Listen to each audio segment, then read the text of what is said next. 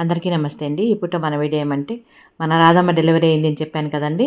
ఇప్పుడు దూడ ఏ విధంగా ఉంది, రాధమ్మ పాలు ఏ విధంగా పిండుతా ఉంది, ఇవన్నీ కూడా మీ ముందుకు తీసుకొచ్చానండి ఈ వీడియో రూపంగా. ఇంకా మన రాధమ్మకి పచ్చిగడ్డి, ఎండుగడ్డి, దానా ఇవన్నీ కూడా పెడతామన్నమాట. దూడకు సరిపడా పాలు వదిలేసి మిగతా పాలు మేము పిండుకొనేస్తామండి ఈ విధంగా.